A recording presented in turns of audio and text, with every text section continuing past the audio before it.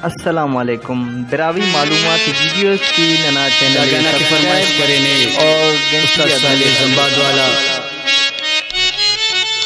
बाबू राशिद मेंगल ना फरमाइश और इमरान पेना फरमाइश।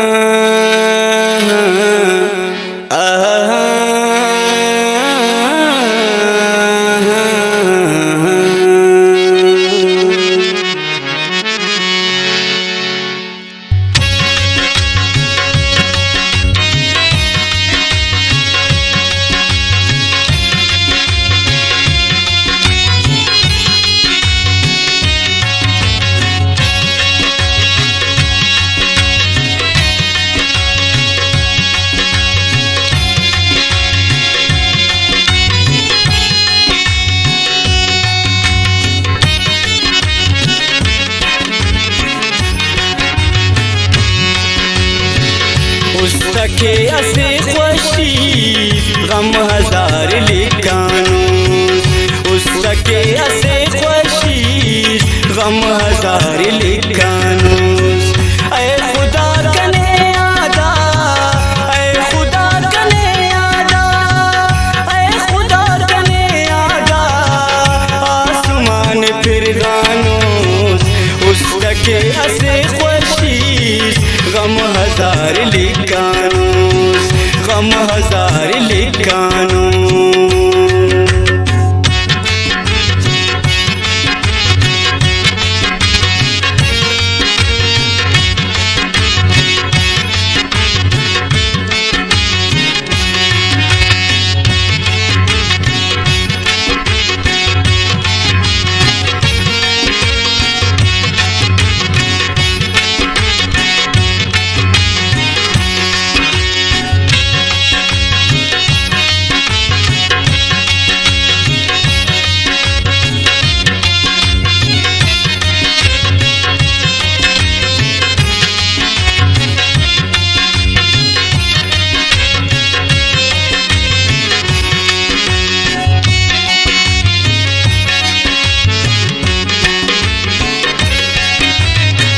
सोबतों मालव तुम दीगर इसका दर्दाता,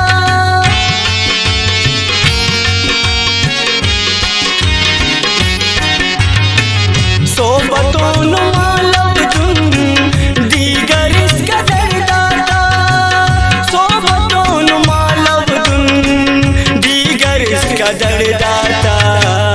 उस तना कंके ना, उस तना कंके ना बड्डजार शागानूस, उस तना कंके ना बड्डजार शागानूस।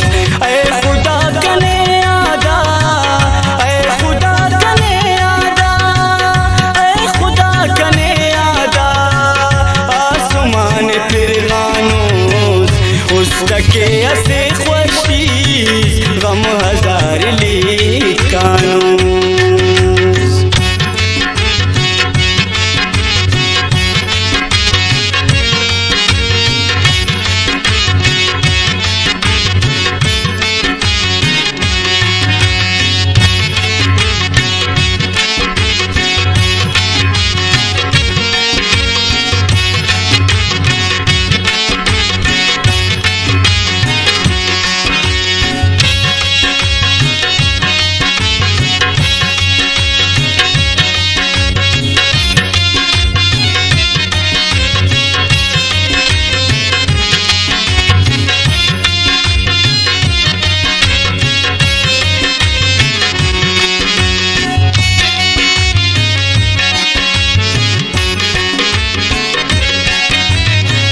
धड़कना कुदम कुश्त उस्तु बंदरे न्यामा,